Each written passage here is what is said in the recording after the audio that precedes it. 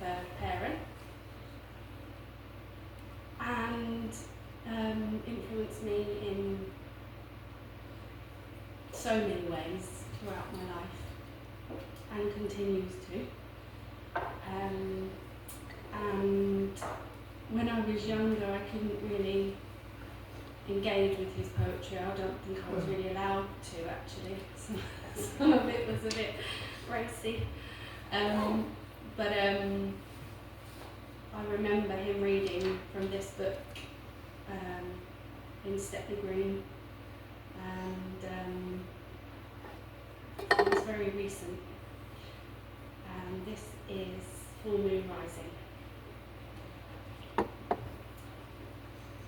Viewpoint 360 degrees, looking forward, back, at a moon rising, a setting sun, at a line of surf, an edge of land, a last of day, a year's end.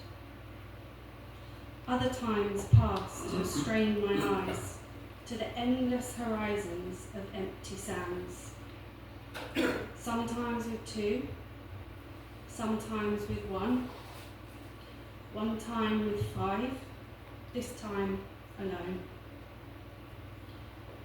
Five in a photograph, frozen mid-air, leaping in line from a sandy dune. One died, 2 children grown. The couple's love changed and gone. The earth turns on inexorably to the darkening sky, the silver sea. Stars coming on around the moon, lives going out, one by one. Waves withdrawing, after come peewits calling their way home. The tide going, the day gone, the ebbing year dying alone.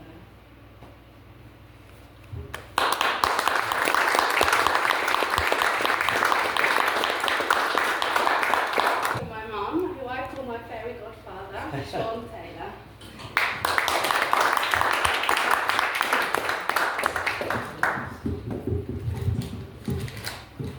Yeah, thanks everyone for coming. Great to see you all. David Amery, a gentle soul in some ways, quiet, watchful, thoughtful. Remember him shrugging a lot. You might get the impression there wasn't an awful lot going on inside him, but there really was. And he was fierce as hell with his poetry. So I first met David in 1988. He was one of the people who welcomed me to the Basement Writers, which was just a huge formation in my life, the experience of that writers group. And there's lots of us here who touched that place or frequented it over the years. And David was one of the reasons why I stayed there. So I'm really grateful to him for that. I also just thinking of memories, for about 30 years or more, I've been sending out a poem at Christmas as a poem gift to friends. And over those 30 years, David is the only person who's ever said to me, "Oh, I didn't like that poem that you sent out at Christmas." Too sentimental. Not my sort of poem. So I'm grateful to him for that. This is one of his poems from Urban Shamanism, The New Neanderthal.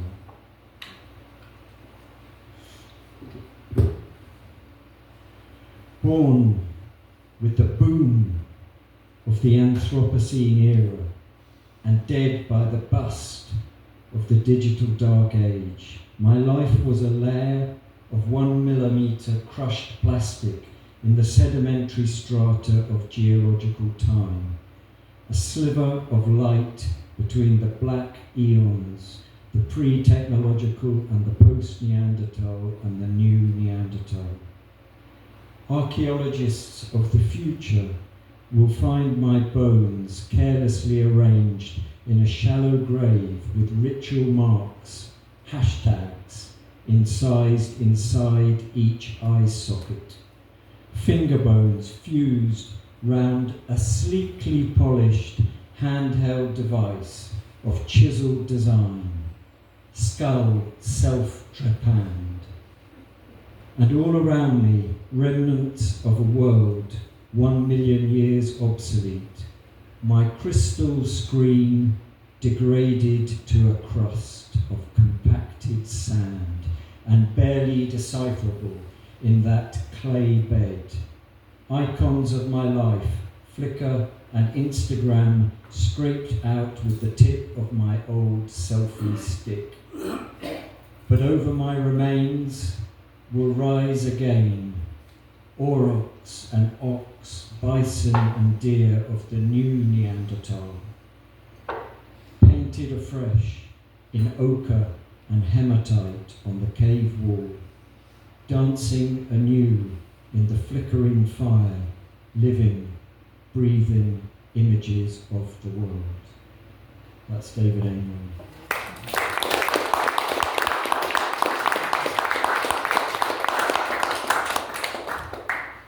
David Kessel, well, you know, I was lucky to know David, and especially I was lucky to hear David read, perform his poems.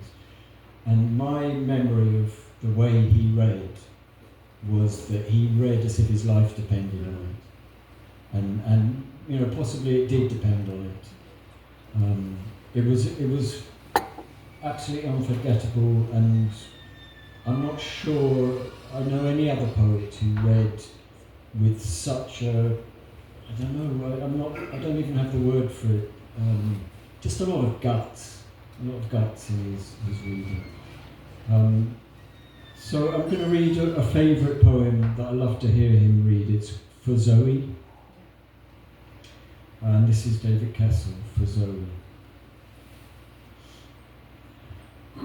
I would give you Keir Hardy's eyes, the woods of Rassi, Charlotte Bronte's care, the smell of stock in Haworth churchyard, Fred, my bricky friend's hands, the song of a blackbird over Clerkenwell, Robert Tressel's passion, rough Somerset cider and cheddar, Bengali children playing in Spitalfields, summer rain over Stepney, the tenor sax of Lester Young, sparrows nesting in a Hackney tenement, the Bothy Band, the Revolutionaries of Ireland, a Yiddish love song, herons flying across a Norfolk fen.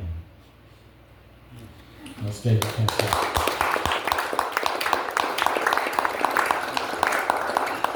And I'm going to finish by reading a poem by a young voice. This is a 10-year-old.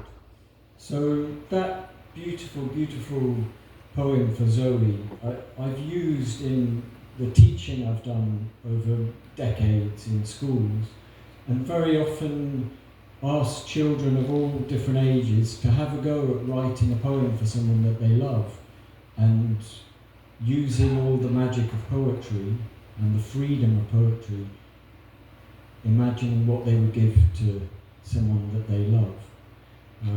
And I sent a sheaf of those to David Kessel, so I know he's aware that that poem spread ripples.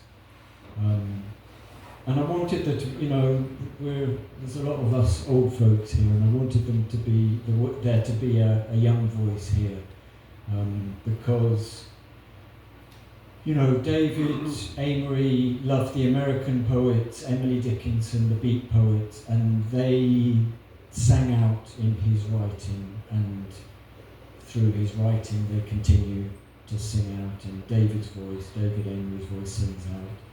And David Kessel loved, you know, Keith Douglas, the other soldier poets of the world wars, and through him their voices rang out. And here's a young voice, a 10-year-old in a primary school up the road, which was at the time called St John the Baptist. I think it's now called St Elizabeth's.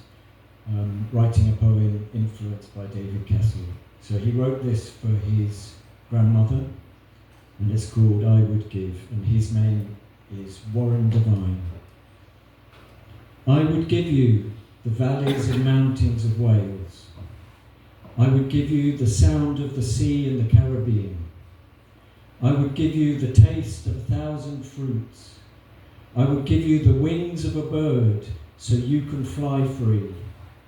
I would give you the voice of Pavarotti and the sight of an eagle.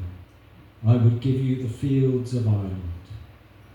That's Warren Devine.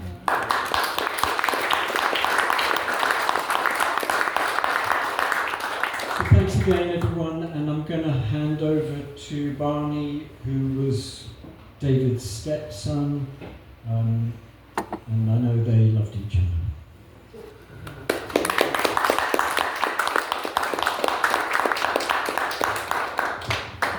Shouldn't say things like that, Sean. Sounds about to be on stage. That's true. Thank you, Sean. Thank you, everyone. David and David called themselves outsider poets, and David Amery was very inspired by John Clare, who I think he saw as another outsider poet. Yeah. He wrote this poem about John Clare returning to his home village of Hoxton after escaping from an asylum in Epping, having been there for 4 years after a breakdown. And after the autumn at home in Hoxton, he was committed again to another asylum in Northampton, where he spent the last 20 years of his life and never returning home. And this is David Amery's poem, Clare's Return. Returning to a world of familiar earth and sky, barely 5 miles across, with nothing in my gut for 3 days on the road but a bit of baccy and grass, with pest cells in my nut beginning to fire again after 4 years dead. With gusts of yellow leaves that spiral as they drop and clatter on the road and glimpse across the fields and whitened willow tops and berries in the hedge, the little world lights up to horizontal glare of low November sun. Out of the wind and sun, a wide way through a wood offers a place of hush where tiny birds tick, tick as they flit across the gap, and almost overlooked, a puffball pushes up from sodden, mushy floor in middle of the track. Back on the open road, a bridge of 7 spans across streams and floods and time. Has an old grey parapet, mottled with lichen spots and carved with lovers' names, and here, under one arch, J. Clare, 1813, is scratched into the stone. The old fields are enclosed.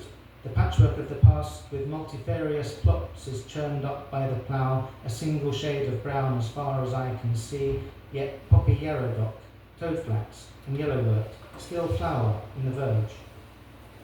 The kestrel on its branch offers a red-brown back as it overlooks the barn, and crows over the roof tumble against the clouds and spiral as they drop, while rollers in the yard with multi-bladed plough stand, folded angels' wings.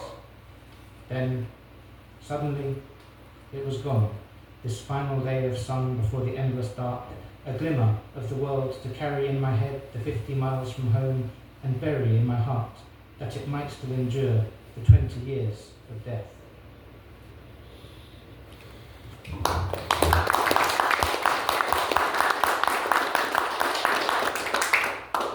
Thanks, Chris.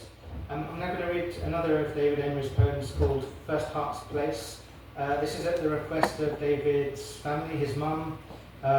This is her favourite of his poems, and his niece Catherine, Lily and Catherine, have requested that we read this poem. It's called First Heart's Place, and it is about Brigg Flats in Cumbria, which was the home of the poet Basil Bunting. When he was a teenager, he was in love with his friend's sister Peggy. This love ended in 1918 when he was a conscientious objector and went to prison. He was released from prison eventually, but didn't ever visit Peggy for 50 years, which he came to see as a betrayal of his love. And this poem is about that. First Heart's Place. Up here, spring's 2 weeks back, May barely out, spuggies unhatched. 300 miles unleash, a river's flow reversed, a century unwound, a letter still unsent, life still unlived, love still unlost. Time skins as sheer as silk, as clear as glass, as black as peat. A river of the years with the stillness of a pond just wrinkled by the wind, which only shows its force, its whiteness, and its weight at the instant of the weir, unstoppable, this endless roar from overhead while racing clouds chase shadow shapes across the fells, and on their tops the turbines turn like watches' wheels. And irretraceable, this river path through flowering garlic, under thrashing leaves and rusting archways of derelict railway, all the way back to this first heart's place, this first love's home, with all that urgency of secret kisses in the drizzling rain, and pyjama strings untied by the pricked rag mat before the range, left far behind on the reckless trail of restless years. A lifetime's loss, this teenage love locked in 1917, yet powerful enough to scent the air a century on and fill the silence of a passing hour on a Quaker pew. But it leaves no trace on this gritty stone, marked with name and date, set in a row on this plot of earth 300 years old, a blameless spot in a changeless space at a timeless end. And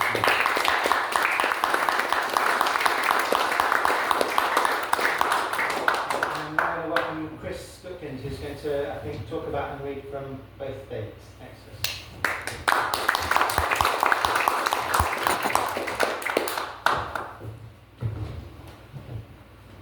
So, yeah, well, it's just great to see so many people here that knew either one or both of the Davids. I'm sure quite a few of you I have met over the years at various poetry readings. These readings that they both were at or performed at have always had a deep effect on me. I second what Stephen said. Stephen and I are fairly well involved in the poetry world, fairly wide knowledge of it, and so much of it does not have the strength and integrity of these two poets.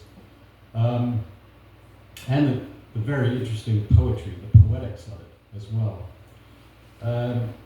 They're both poets who have a real fierceness to them. They dissect society, they dissect things, they observe things, they have great compassion too, great tenderness for people around them and their surroundings. And so I'll just read one of each of them. I should say that there's a lot of stuff on the table. It's all to give away currently. There might be some things that are later that are just to look at, but right now, everything there is to give away. It's mostly David Amery's because we just have a lot of his stuff. And there's some things that are stapled together that I stapled together as well. And sadly, we don't have a lot of David Kessel's work. It's not in print. But I am happy to say that the collective will be reprinted at some point. We know that now, but we don't know when. Okay, so that's a very good thing.